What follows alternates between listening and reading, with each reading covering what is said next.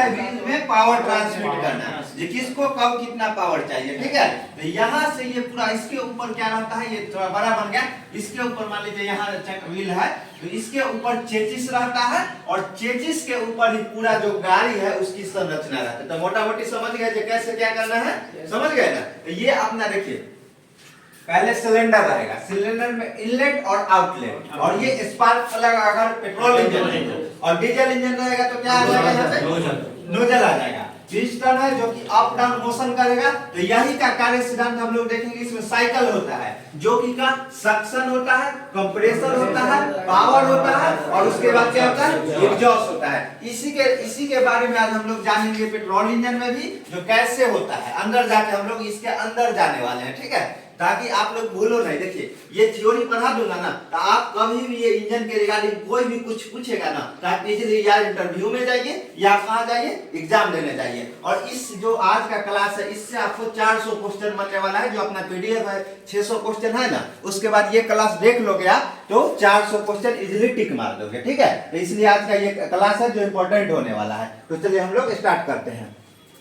तो ये तो हो गया, ये समझ गए ना। ये पिस्टन देखिए फिर से मैं बार बार समझा देता हूँ, सिलेंडर है और ये पिस्टन है। पिस्टन से क्या जुड़ा रहता है, कनेक्टिंग रॉड। कनेक्टिंग रॉड से क्या जुड़ा रहता है, क्रैंकशाफ्ट। क्यों, क्योंकि ये रेसिप्रोकल मोशन अप डाउन करता है और इसको अपने को रोटरी में रोटेशन में लाना है। रोटेशन में लाने के लिए इसको हम लोग क्या, सर्कुलेशन मोशन है और शाफ्ट जो रोटरी मोशन में है। फिर से मैं याद दिला दूं, यहाँ मोशन का भी इंपॉर्टेंट है, याद नहीं पूछा जाएगा लेकिन आप लोगों के नॉलेज के लिए यहाँ पे क्या है, पहले तो पिस्टन अप डाउन करेगा, ये कनेक्टिंग रॉड है, ये क्या करेगा कि मोशन को चेंज करता है, सर्कुलर मोशन। ये शाफ्ट है ना, ये सर्कुलर मोशन करेगा और ये जो क्रैंक शाफ्ट है ये रोटेशन करेगा, ठीक है। ये समझ गए। उसके बाद ये क्या है आपका क्लच, क्योंकि ये रोटेशन करेगा तो बार बार हम तो इंजन बंद करके गियर चेंज नहीं करेंगे। तो गियर चेंज नहीं करेंगे तो इसलिए यहाँ पे एंगेज और डिसएंगेज करने के लिए जुगाड़ लाया गया है जिसको हम लोग क्लच बोलते हैं। और गियर बॉक्स है, गियर बॉक्स के माध्यम से ये कहते हैं कि अपने को कब कितना पावर चाहिए, लोड चाहिए या स्पीड चाहिए, ठीक है। और उसके बाद डिफरेंशियल पे आ गए जो कि पावर ट्रांसमिट करता है दोनों को, व्हील में दोनों को बराबर भाग में कब किस, जैसे आप मान लीजिए कि गाड़ी रोटेट कर रहे हैं तो रोटेट कर रहे हैं तो ये नहीं ना कि दोनों चक्का को बराबर पावर चाहिए, कभी किसी को ज्यादा चाहिए किसी को कम चाहिए। तो इसके लिए यहाँ पे डिफरेंशियल लगाया गया है। डिफरेंशियल का जब टाइप्स देखेंगे ना तो उसमें हम लोग देखेंगे कि कई टाइप्स के डिफरेंशियल आते हैं, अपना सिलेबस में भी है, ठीक है। तो चलिए अब हम लोग इसमें इसके अंदर यहाँ ट्रेन सॉफ्ट को जैसे जैसे ये तो हमेशा घूमते रहता होगा, आप क्लच को जैसे दबाते हैं तो वो हट जाता है। ये जो है ना, मान लीजिए अगर क्लच नहीं फ्री नहीं रहता है, आप लोग क्लच पैर से नहीं लेते तो ये दोनों जुड़ा रहता है। अगर जैसे ही क्लच ले लेते हैं ना तो ये निकाल लीजिए, यानी कि गियर जैसे चेंज करते थे, ये हमेशा पहले क्या बोला जाता है कि पहले क्लच ले लीजिए उसके बाद गियर चेंज। तो जैसे ही क्लच लीजिएगा तो ये डिसएंगेज हो जाएगा, तब जाके आप गियर ले सकते हैं। जब गियर सटता है तो उसमें फ्रिक्शन नहीं होता होगा? नहीं, उसमें नहीं।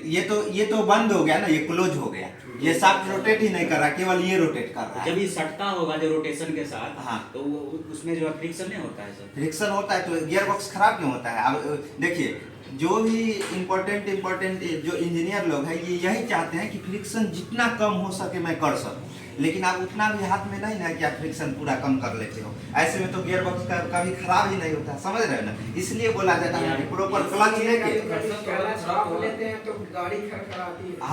हाँ इसलिए आप देखिए क्लच लेके, इसलिए बोला जाता है प्रॉपर क्लच लेके उसके बाद आपको गियर चेंज करना है। ये नहीं कि आप ऐसे बिना क्लच लिए और गियर चेंज कर दीजिए तो इस पे क्या इफेक्ट पड़ेगा वो आप समझ रहे हो।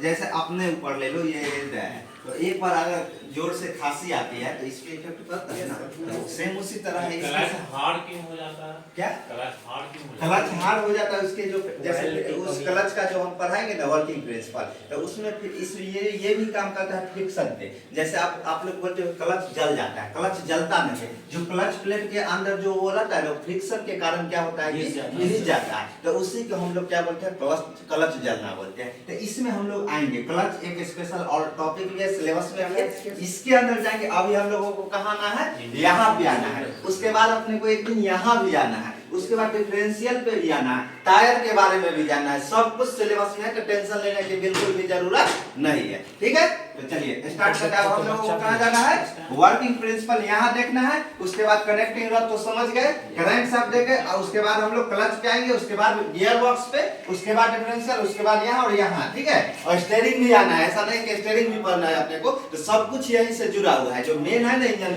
वही इंजन गाड़ी चलाते हैं। अगर मान लीजिए गाड़ी में इंजन ही नहीं रहेगा तो गाड़ी दौड़ेगी कैसे। तो चलिए आज हम लोग वर्किंग प्रिंसिपल देखते हैं। तो ये समझ गए ना कैसे इंजन तैयार किया जाता है, ठीक है। तो चलिए